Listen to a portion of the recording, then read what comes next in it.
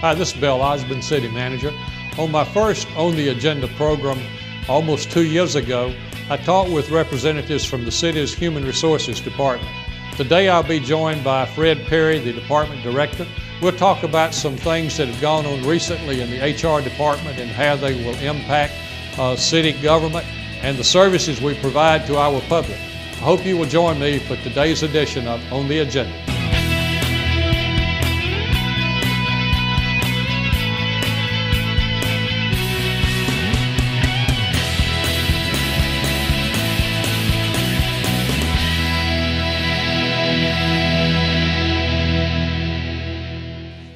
The first On the Agenda program that was on City TV was in August of 2007, and my guest on that occasion was Fred Perry, the city's Human Resources Director, and his assistant Sheila Mason.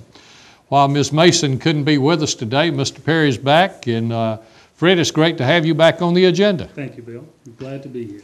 But you know, Fred, let's start by just giving us a brief description of what you do as the city's HR Director and heading up our Human Resources Department. Absolutely. Bill, as the Human Resource Director, first off, there are two individuals in the Human Resources Department, that myself as the HR Director and Sheila Mason as the HR Coordinator.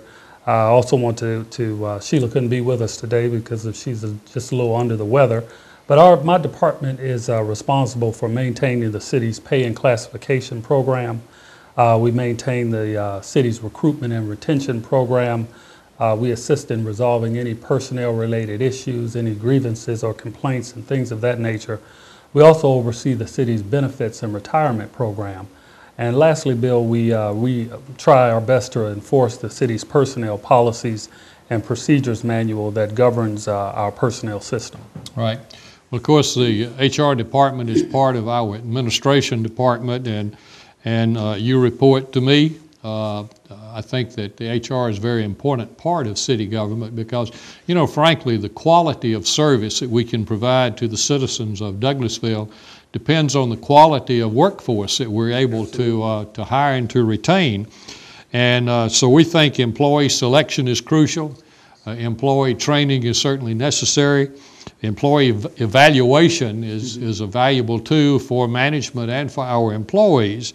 And you know, having a healthy workforce is very important also, and that's something that I know that you and Sheila have paid a lot of attention to. So tell us what the city as an employer does to try to make sure that our workforce is healthy as possible. Absolutely. Bill, in order to encourage our employees to live a healthy lifestyle, to make healthy choices when it comes to their diet and things of that nature, we hold several lunch and learns throughout the course of the year that span a variety of topics. They go from spinal and back safety to stroke awareness, nutrition and diet and things of that nature. So we sign those up, and they're about bi-monthly that we have those. In addition to those, we also have a health fair that occurs every April. Right. In that health fair, we have various health-related screenings. It's conducted by Wellstar Douglas, and they come in to do an absolutely fabulous job for us. And they come in and they perform a variety of health-related screenings, including glucose checks, blood pressure checks, bone density, things of that nature. And in addition to Wellstar, we also have massage therapists that come along, podiatrists, representatives from some of the local gyms to come in and provide membership discounts for our employees. So we do quite a few things to try and get our employees to stay healthy. Right. And I know that during the course of the year, from time to time, I'll see that you're sponsoring some type of competitive weight loss program or walking to try to encourage our departments, in a sense, to compete with each other, but for the purpose of maintaining healthy employees. Absolutely. Over the course of, I'd say the last 2 to 3 years, Bill, we've had several challenges that the city employees have participated in. One was, the first one was more of an individual piece. It was entitled Weight Management University, and we had an individual from Motivational Fitness to come in and to facilitate that for us. The second one was more of a, it was another additional individual challenge. It was a walking challenge. It was titled Stepping Out for a Lifetime. And I want to give congratulations to Regina Chapman. She won that challenge. Right. And the third one was more of a team-based challenge. It was entitled Fit for Five.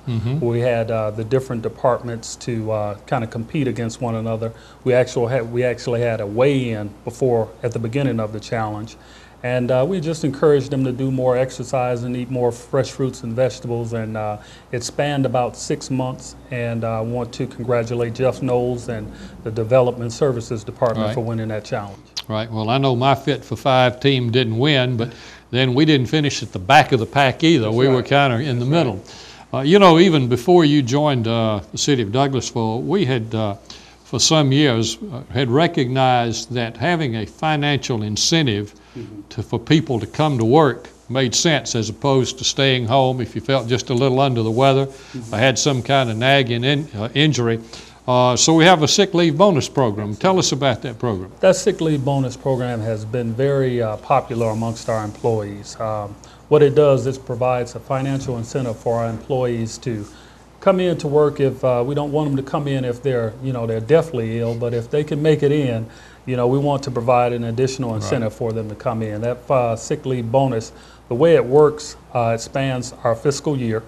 The top payout for that bonus is $500. So you get to actually earn 1 point a month. If you don't utilize any sick leave, you earn a point. If you utilize any sick leave, you don't earn a point, but you can actually lose points. So if you use more than 3 days of sick leave within a month, you actually lose a point. So at the end of the fiscal year, those employees who have 11 or 12 points, they get the top payout of $500. Right. Those who at least have 9 points, they get $250, and if you have 8 points, you get $100. So it gives, if you do utilize some sick time, it doesn't take the full incentive away from you. Right. And I know we've had a few people down through the years to say, well, you shouldn't have to pay somebody to come to work.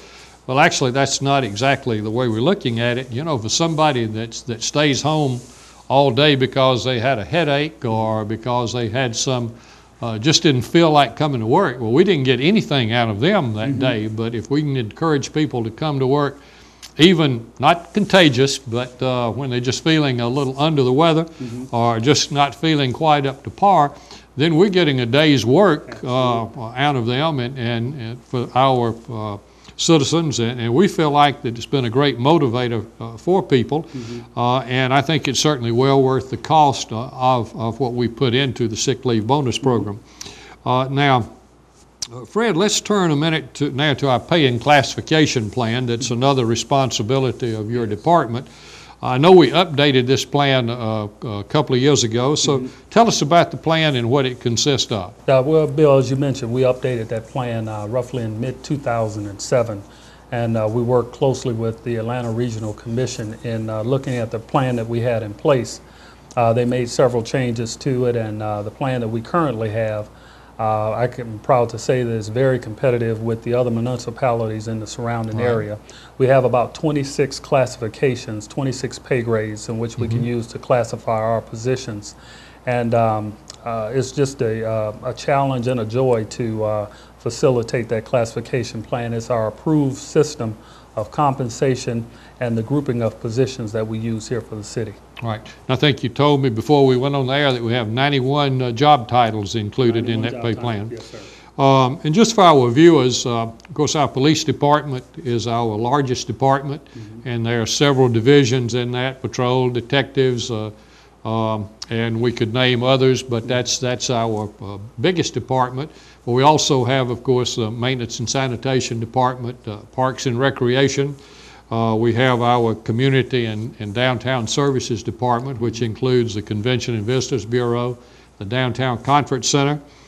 We have our development services department, and that includes planning, zoning, information technology, city TV, engineering, code enforcement, inspections, and then the administration department that we're part of, our respective offices, along with finance, legal, city clerk, so all of those departments and all of those employees are included in that pay and classification Yes, plan sir. that you described. Yes, sir.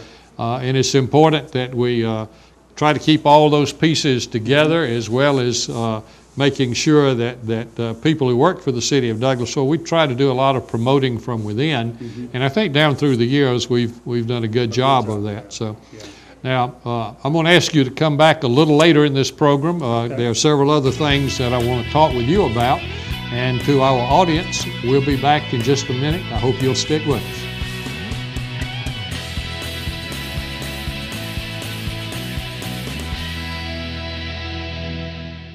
Hi, I'm James Grillel, and my City TV is streaming 24/7.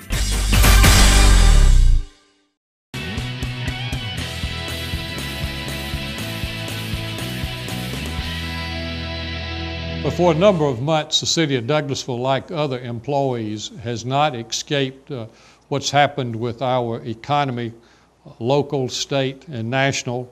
The city's elected officials had taken some steps some months ago to try to reduce expenditures. We have about 70% of our budget is for personnel costs, so any reductions had to include what we would do with our city personnel. We put a freeze on any increases for compensation. Basically, we've had a freeze on new hires, except under very unusual situations. We put a cap on how much the city would contribute on health insurance cost. And we've tried to do a very good job of making sure we were getting good competitive prices for materials and equipment and professional services. In fact, about a year ago, we took an unprecedented step for Metro Atlanta local government. We reduced our budget by 3% for the fiscal year that we're now concluding at the end of June. And now the state government and a number of other local governments have taken similar actions in reducing the size of their budgets. But all of those actions eventually were not enough for us. And so we've had such a dramatic decrease in revenues resulting from, in the construction industry, sales tax, the permit fees, inspection fees, looking at business license, declines in hotel, motel taxes. So we reached the point of having to look at actually reducing the size of our city workforce. We worked on that at the staff level. Mr. Perry, myself, our finance director, Karen Callan, worked with department directors, and eventually took to the mayor and city council a recommendation that really looked at eliminating 22 positions that were in the current budget so that they would not be funded for the new fiscal year. That was a tough thing to do. It was a very tough situation for the mayor and city council to look at. But frankly, we needed to make a very significant cut in our personnel cost as we moved into the next fiscal year, simply because we've had such a dramatic decrease in our major revenue sources, including property taxes, and not knowing what may happen with all of the reassessments that are going on at this time as to what property taxes will be when those revenues come in later in the year. We looked at three reasons for making the staff cuts that we've made. We had our department, development services, building inspections, rezoning applications, permit fees, that whole area of development, the activity level has gone down so much that we didn't need as many employees as we had back when we were in a boom time. We do have our Parks and Recreation Department. We're getting ready to totally renovate Hunter Park.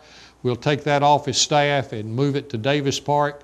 So I don't need two front desk persons, since we'll just be in the one park for almost a year. Since we'll be closing down much of Hunter Park for renovation, we won't need as many people in park maintenance as we've had. In the police department, we have gone to a new system for handling police reports. They no longer write out their reports by hand and have somebody to input it into the computer. Now they electronically do the reports themselves from their police vehicles. And so all of those changes went into our looking at this, as well as simply the fact that we had to reduce our workforce by about 9%. As we looked at this, we applied three criteria. We did look at longevity. We also looked at how much an employee had improved in their proficiency through short courses and other special skills that they had gained. And we looked at their merit scores before we made decisions and who we would have to lay off. And the mayor and the city council did take that action on May the 18th. And so we have 9 employees whose last day with the city will be the end of June, another group of employees who will leave city employment at the end of October. And while this was a tough decision, it was necessary. And now I'm going to call Fred Perry back, and we will continue to talk a little bit more about what we've had to do in dealing with the economic crisis insofar as city employment is concerned.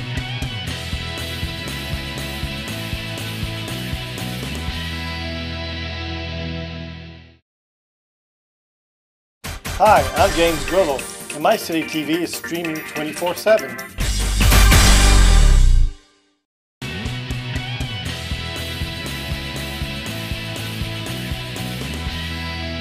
Well, I'm joined again by City Human Resources Director Fred Perry. Fred, as you know, I've reported to our viewers on what we've had to do recently with some employee layoffs, and that, of course, was a very difficult time for the city as an employer. And of course, for all those employees who were involved in this. I know your office has been especially involved in this separation process as we move toward the point of having to do the layoffs and then looking ahead, working with those individuals beyond that point. So briefly tell us what you're doing. Well, one of the biggest things that we're trying to do, Bill, is we're trying to manage the rumor mill, and we want to make sure that the employees understand exactly what's going on. We try to help the process along. It's never going to be an easy or an easy process to manage because you know, at the end of the day, there's going to be some layoffs. So we try to establish some criterion that would help to manage this process. I've kept an open door policy. The employees they feel free to come in and talk with me about you know, what's going on, what what stage we are in the process. So we just try to be a conduit for open communication between administration and the employees that may possibly be affected. Right. Well, you know, we're looking at an approximate 9% decrease in the city's workforce as you look at the fiscal year that ends June 30th and the new fiscal year starting July 1. And of course, as we looked at the decisions that had to be made with our employees, we certainly recognized that this was going to be difficult for all concerned. And frankly, we still will be looking at the staffing situation as we move into the fall.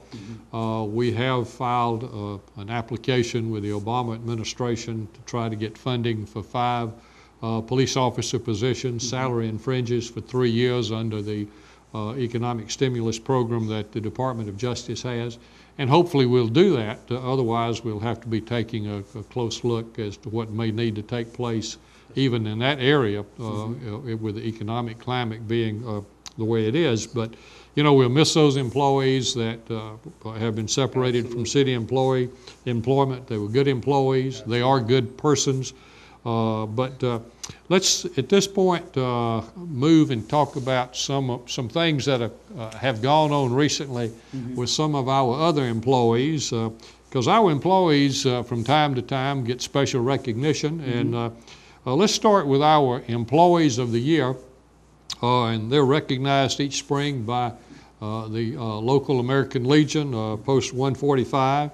The American Legion locally started doing this some years ago with public safety employees, and then a few years ago broadened this to include employees in other areas of public service. And we want to talk about 3 of our employees that recently were recognized. And start, if you would, with the civilian employee in the police department. Okay, well, the civilian employee of the year in the police department, full name is Sarah Phillips Van Poti, and she's more commonly known to her colleagues as Beth Phillips. Beth Phillips has been with the City of Douglasville's Police Department since August of 2007. And she's provided exemplary service as a data entry operator there in the police department.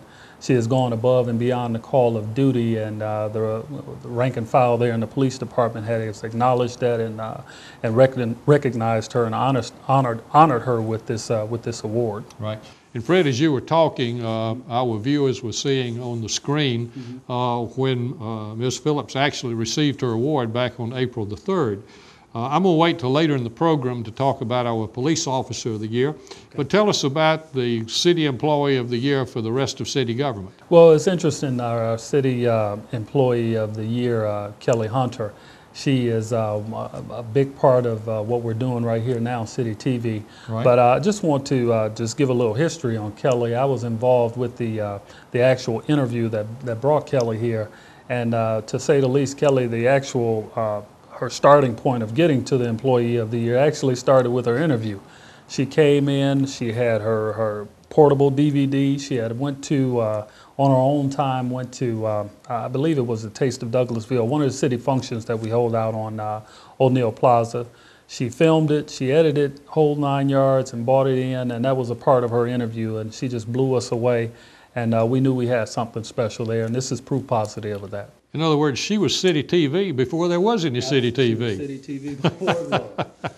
Well, you know, not all acknowledgments are so formal as the American Legion does, but all types are appreciated. We get telephone calls, emails, letters commending a city employee on a particular thing that person may have done. And we try to save these as best we can and put them in the personnel files, because it is a good record of public service and customer service that we like to try to strive to be very effective in that. How about sharing a couple of these with us? Absolutely. Bill, I brought a few in that I'd like to read really quickly. Well, two of them I'll just summarize. One was one with Jennifer in our records division. She was assisting an employee that had a problem with their background check. And this person was trying to apply for a business license, so on and so forth, and that obstacle was keeping them from actually getting that business license. And Jennifer Graham went above and beyond the call of duty to assist this person. This person sent in an email to Jennifer's boss, and the copy of the email is currently in our personnel file.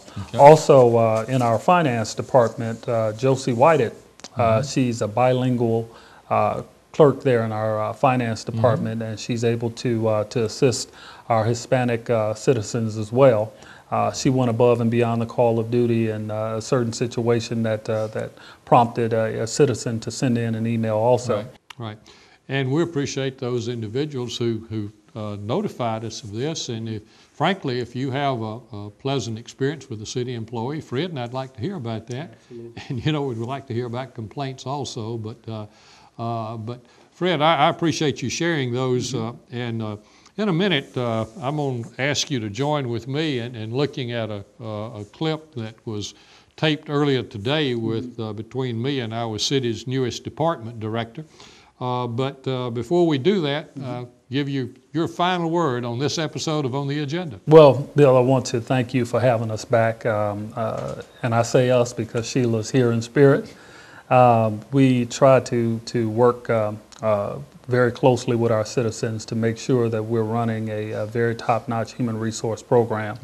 All of the things that I mentioned that our department are responsible for, we work hard to make sure that we're serving both the public and our employees as best we can. So we appreciate it again, you having us on the show. Well, it's been great to have you, and we'll have to tell Sheila the next time she can join us also. Okay. Thank you, Bill.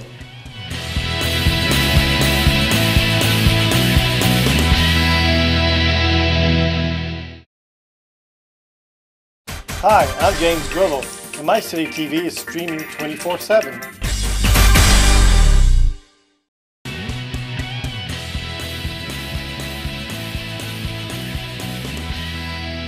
I'm here today with a member of the City of Douglasville Police Department, a gentleman that you probably recognize from seeing him on City TV on the police beat, and you probably have seen him around town. He's been a police officer for the City of Douglasville for 20 years.